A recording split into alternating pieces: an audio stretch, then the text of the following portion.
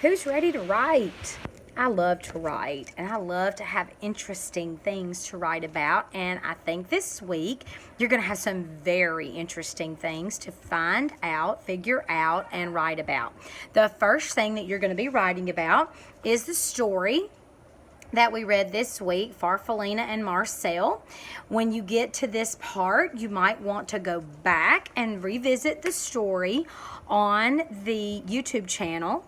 You can always just search Farfalina and Marcel, read aloud, and there'll be a couple of options there. I also put a link there that you can type in, and it will bring up the story read aloud. It shows the pictures and the book. It's a really good activity. So what you're going to do here, boys and girls, is you're going to write about 5 things that happened in the story. 5 things that happened in the story. Now, because we're not at school, I'm going to give you 2 days to work on this, okay? I'm going to give you Monday and Tuesday, or day 1 and day 2, however days you choose to make them. That could be Monday, Tuesday, or another day. But you're going to have 2 days to work on this activity. Now, the reason I'm giving you 2 days to work on this activity is because I want 5 really, really good sentences. I want those sentences to have a capital letter. We talked about this last week. I want them to have some type of punctuation at the end of each. I want finger spacing between every word, and I want your letters to be super, super neat. I also want you this week in your sentences to really think about and focus on writing a sentence that tells me what does something, okay? What does something. I don't want a sentence that just says the sky is blue, okay? I like ducks. I want a sentence that tells what does something, all right? So I want you to work on that this week. You've got 2 days to do your 5 sentences. There's a lot of information in this story, a lot of cool things happening. So I want you to take some time and really do a good job. You have plenty of time to do it. I want you to focus on those sentences, focus on the handwriting, the sentence structure, okay?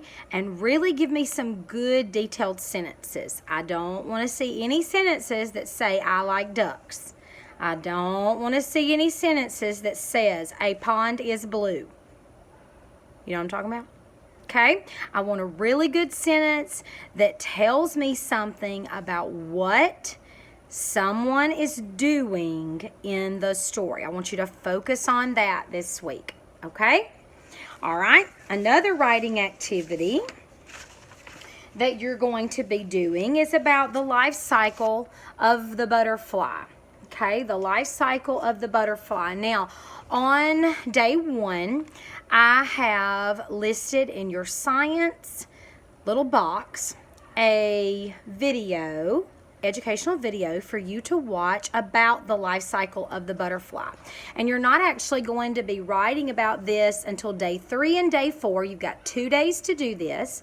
But I want you to write 5 things that happen in the life cycle of the butterfly. And let me give you a little hint on how to help yourself. Okay? You're also going to be completing this activity in your science blocks. Okay? This would be a great thing to use to help you with your sentences on this side. Okay? This is kind of like a little writing activity in itself because it's telling you first, second, third, fourth, what happened. So that would really be 4 sentences right there, boys and girls. Okay, so you can use those words that are on the back of that page. Okay, you can use the word butterfly here and let that help you with your 5 sentences, 5 that you're going to be writing about the life cycle of a butterfly. What happens first, what happens next, then, and last. Try to use those transition words in your writing. We've talked about those a good bit, okay, to help you. Also use those words for the spelling. You even got butterfly here on this page to help you out. Okay, so make sure that you complete this activity after watching the video that I attached. It's just a simple YouTube video, educational video about the life cycle of the butterfly. If you have trouble getting that video to work, you can always just go to YouTube Parents and search the life cycle of a butterfly for kids. We put that on everything because that makes it really, really elementary.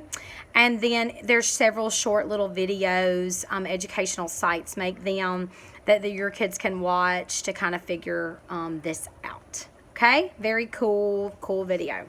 So you've got 2 days to work on this. On your last day, you're going to be going back to the dialogue thing that we talked about earlier in the week in reading. This is actually from your Scholastic News, and the cool thing is that this week your Scholastic News is about an author, and it's about an author who writes the pigeon books, and we love the pigeon books, and he is telling us and showing us how to write dialogue, and that's exactly what we worked on earlier this week with our reading. So the directions say that Elephant and Piggy have some challenges. Look at the pictures below.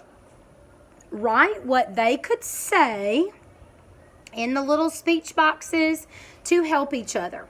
So you have 1, 2, 3, 4 situations. You're going to read the short little situation, and then you're going to write what Piggy could say, what Elephant could say, what Piggy could say, and Elephant could say, because you can tell the little speech box is coming from the person that you're going to be writing about. So practicing that dialogue in your writing on day 5. Okay? All right. Now, I told you last week, remember your parents are not super good at reading first grade. You got to help them out.